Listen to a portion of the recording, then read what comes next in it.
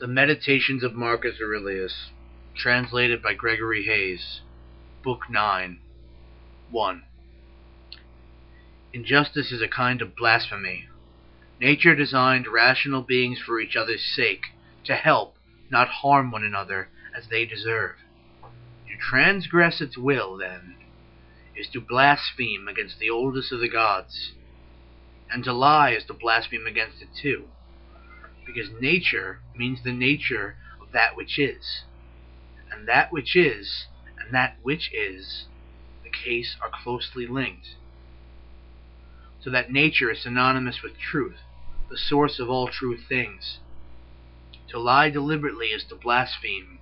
The liar commits deceit, and thus injustice, and likewise to lie without realizing it. Because the involuntary liar disrupts the harmony of nature, its order. He is in conflict with the way the world is structured, as anyone is who deviates towards what is opposed to the truth, even against his will. Nature gave him the resources to distinguish between true and false, and he neglected them, and now can't tell the difference. And to pursue pleasure is good, and flee from pain is evil. That too is blasphemous. Someone who does that is bound to find himself constantly reproaching nature, complaining that it doesn't treat the good and bad as they deserve, but often lets the bad enjoy pleasure and the things that produce it, and makes the good suffer pain and the things that produce pain. And moreover, to fear pain is to fear something that's bound to happen, the world being what it is. And that again is blasphemy. While if you pursue pleasure, you can hardly avoid wrongdoing, which is manifestly blasphemous. Some things nature is indifferent to. If it is privileged one over the other, it would hardly have created both. And if we wanted to follow nature, to be of one mind with it, we need to share its indifference. To privilege pleasure over pain, life over death, fame over anonymity, is clearly blasphemous. Nature certainly doesn't. And when I say that nature is indifferent to them, I mean that they happen indifferently, at different times, to the things that exist and the things that come into being after them, through some ancient degree of providence.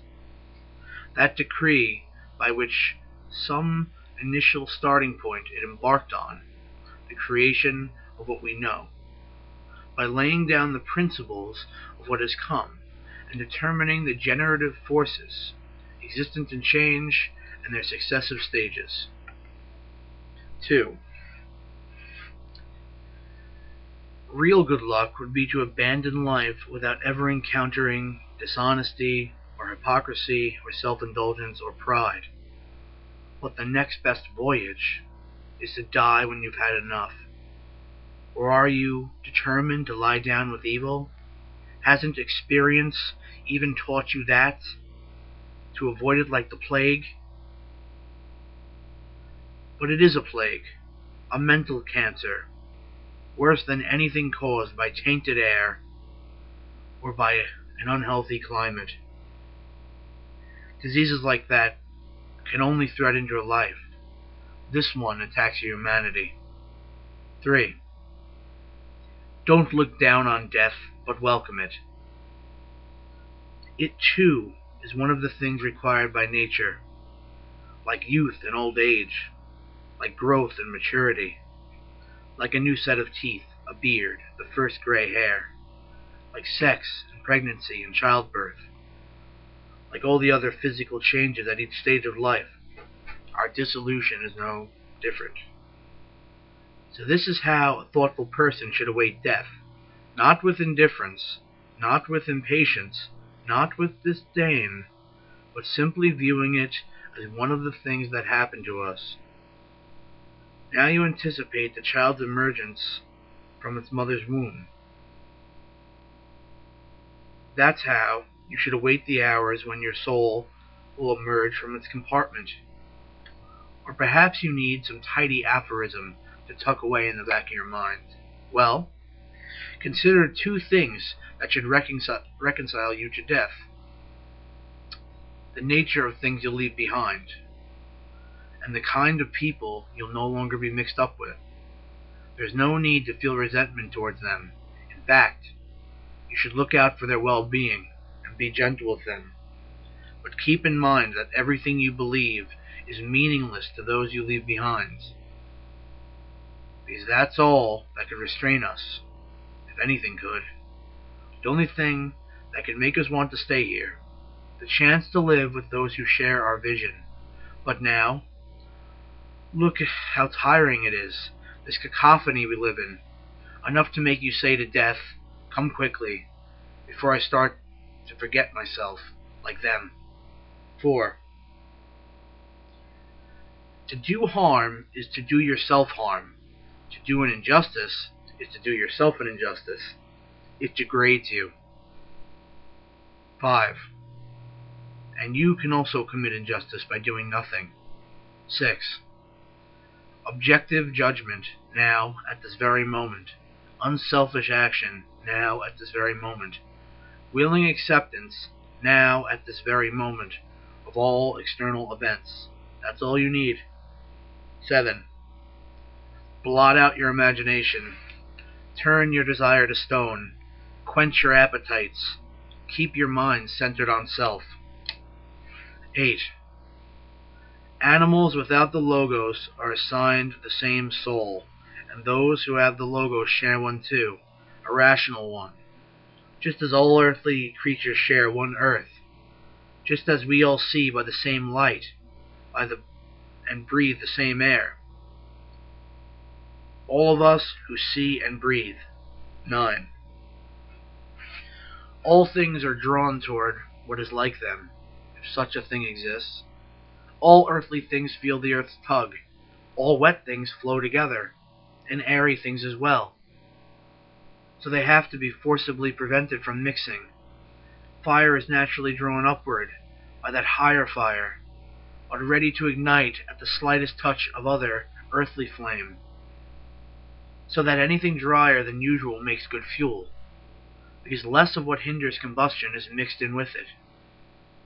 And things that share an intelligent nature are just as prone to seek out what is like them, if not more so, because their superiority in other ways is matched by their greater readiness to mix and mingle with their counterparts. Even in irrational beings, we see swarms and herds and nesting and love not unlike ours, as they do have souls, and the bonding instinct is found in a developed form, not something we see in plants or stones or trees, and it's still more developed in rational beings, with their states, friendships, families, groups, their treaties and truces. And in those yet more developed there is a kind of unity, even between separate things, the kind that we see in the stars. An advanced level of development can produce a sympathy even in things that are quite distinct. But look how things are now. The rational things are the only ones that have lost that sense of attraction, of convergence. Only there do we not see that intermingling.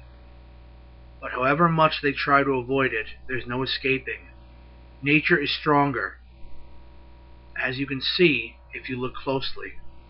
Concrete objects can pull free of the earth more easily than humans can escape humanity. 10. Humanity, divinity, and the world, all of them bearing fruit, each fruitful in its season. Normally, we limit the world to vines and other plants, unnecessarily. The fruit of the Logos nourishes both us and it, and the other things it springs from too, of the same species as the Logos itself. 11. Convince them not to, if you can. And if not, remember, the capacity for patience was given to us for a reason. The gods are patient with them too, and can even help them to concrete things, health, money, fame. Such is the gods' goodness, and yours too if you wanted. What's stopping you? 12. Work. Not to rouse pity, not to win sympathy or admiration. Only this, activity, stillness, as the Logos of the state requires. 13. Today I escaped from anxiety. Or no, I discarded it, because it was within me, in my own perceptions, not outside. 14. Known by long experience, limited in lifespan, debased in substance, all of it. Now as then, in the time of those we buried. 15. Things wait outside us, hover at the door. They keep to themselves. Ask them who they are, and they don't know. They can give no account of themselves. What accounts for them? The mind does. 16. Not being done to, but doing, the source of good and bad for rational political beings, where their own goodness and badness is found, not in being done to, but in doing. 17. A rock thrown in the air, it loses nothing by coming down, gains nothing by going up. 18. Enter their minds, and you'll find the judges you're so afraid of, and how judiciously they judge themselves. 19. Everything in flux, and you too will alter in the world, and perish, and the world as well. 20. Leave other people's mistakes where they lie. 21. When we cease from activity, or follow a thought to its conclusion, it's a kind of death, and it doesn't harm us. Think about your life. Childhood, boyhood, youth, old age. Every transformation a kind of dying. What was so terrible? Think about life with your grandfather, your mother, your adopted father. Realize how many other deaths and transformations and endings there have been, and ask yourself, was that so terrible? Then neither will the close of your life be, its ending and transformation. 22.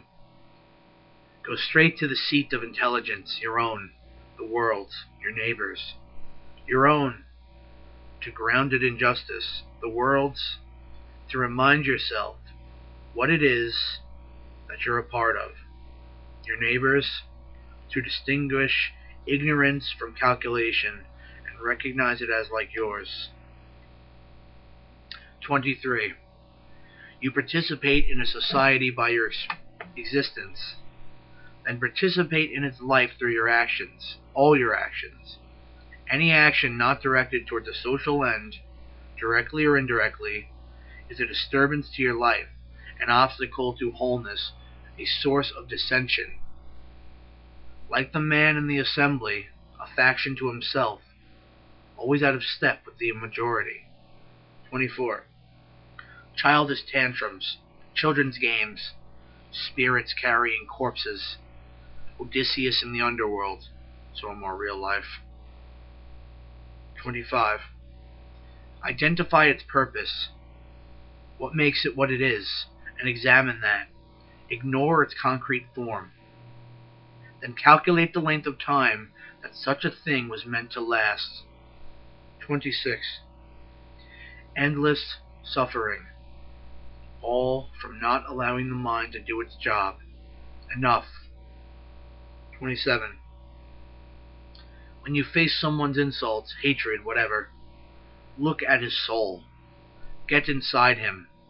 Look at what sort of person he is. You'll find you don't need to strain to impress him. But you do have to wish him well. He's your closest relative. The gods assist him just as they do you, by signs and dreams and every other way, to get the things he wants. 28. The world's cycles never change, up and down from age to age. Either the world's intelligence wills each thing, if so, accept its will, or it exercised that will once and for all, and all else follows as a consequence. And if so, why worry? One way or another, atoms are unity. If it's God, all is well. If it's arbitrary, don't imitate it. The earth will cover us all, and then be transformed in turn, and that too will change, ad infinitum. and that as well, ad infinitum. Think about them, the waves of change and alteration, endlessly breaking, and see our brief morality for what it is. 29. The design of the world is like a flood, sweeping all before it. The foolishness of them, little men busy with affairs of state, with philosophy, or what they think of as philosophy. Nothing but phlegm and mucus. Well, then what? Do what nature demands. Get a move on, if you have it in you, and don't worry whether anyone will give you credit for it. And don't go expecting Plato's Republic. Be satisfied with even the smallest progress, and treat the outcome of it all as unimportant. Who can change their minds? And without that change, what is there but groaning, slavery, a pretense of obedience? Go on and cite Alexander, Philip, Demetrius, Hilarion. Whether they knew nature's will and made themselves its students is for them to say. And if they preferred to play the king, well, no one forced me to be their understudy. The task of philosophy is modest and straightforward. Don't tempt me to presumption. 30.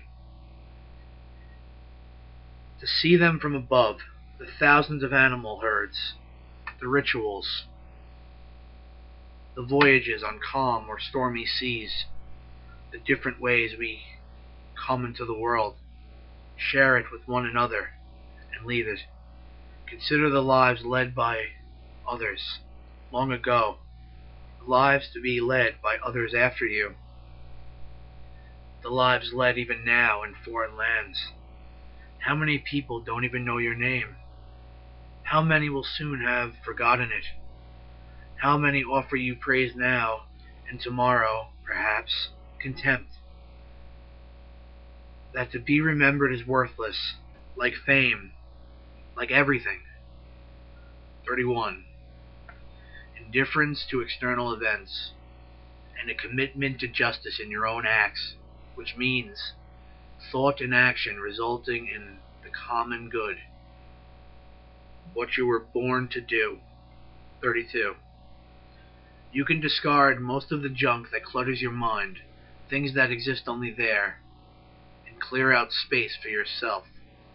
By comprehending the scale of the world, by contemplating infinite time, by thinking of the speed with which things change, each part of everything, the narrow space between our birth and death, the infinite time before, the equally unbounded time that follows.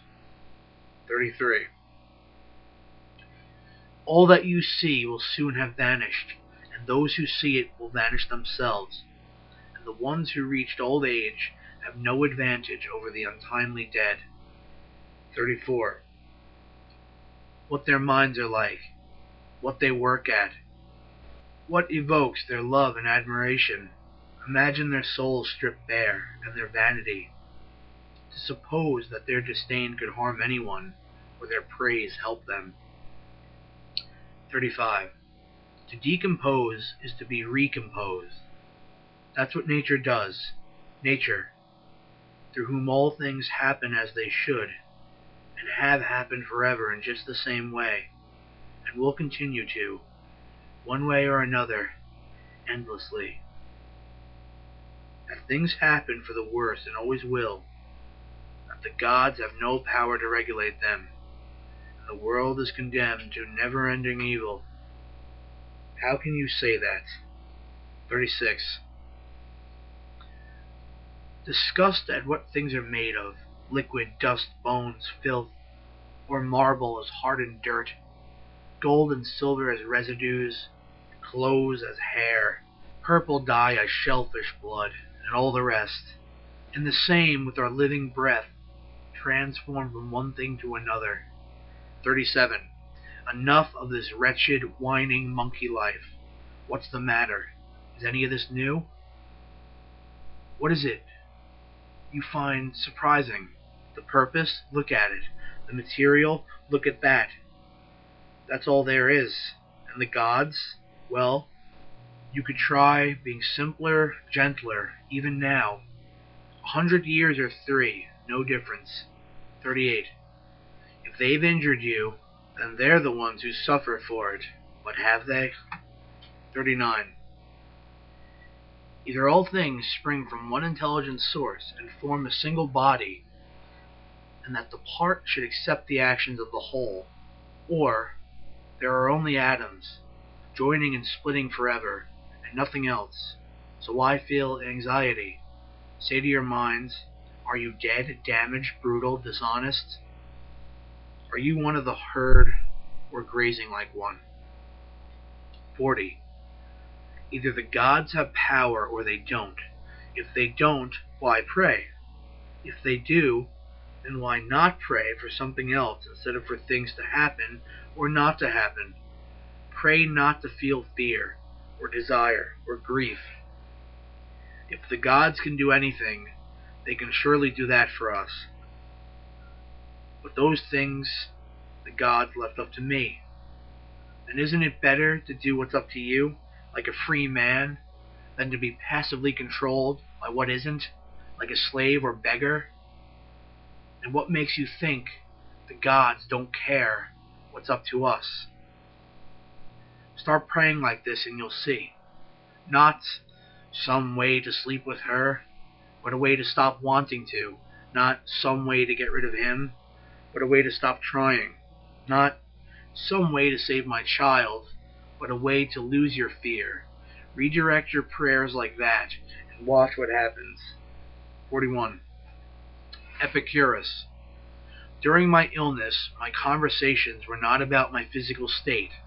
I did not waste my visitors' time with things of that sort, but went on discussing philosophy, and concentrated on one point in particular, how the mind can participate in the sensations of the body, and yet maintain its serenity, and focus on its own well-being. Nor did I let my doctors strut about like grandees. I went on living my life the way it should have been lived. Like that, in illness, or any other situation. Not to let go of philosophy, no matter what happens. Not to bandy words with crackpots and Philistines. Good rules for any philosopher. Concentrate on what you're doing, and what you're doing it with. 42. When you run up against someone else's shamelessness, ask yourself, is a world without shamelessness possible? No. Then don't ask the impossible. There have to be shameless people in the world. This is one of them. The same for someone vicious, or unworthy, or with any other defect. Remembering that the whole class has to exist will make you more tolerant of its members. Another useful point to bear in mind. What qualities has nature given us to counter that defect? As an antidote to unkindness, it gave us kindness and other qualities to balance other flaws. And when others stray off course, you can always try to set them straight, because every wrongdoer is doing something wrong, doing something the wrong way. And how does it injure you anyway? You'll find that none of the people you're upset about has done anything that could do damage to your mind. But that is all that harm or injury could mean. Yes, boorish people do boorish things. What's strange or unheard of about that? Isn't it yourself you should approach? For not anticipating that they'd act in this way, the Logos gave you the means to see it. That a given person would act a given way. But you paid no attention. And now you're astonished that he's gone and done it. So when you call someone untrustworthy or ungrateful, turn that reproach on yourself. It was you who did wrong, by assuming that someone with those traits deserved your trust, or by doing them a favor and expecting something in return, instead of looking to the action itself for your reward. What else did you expect from helping someone out? Isn't it enough that you've done what your nature demands? You want a salary for that too? As if your eyes expected a reward for seeing, or your feet for walking. That's what they were made for. By doing what they were designed to do, they're performing their function, whereas humans were made to help others. And when we do help others, or help them to do something, we're doing what we were designed for. We perform our function.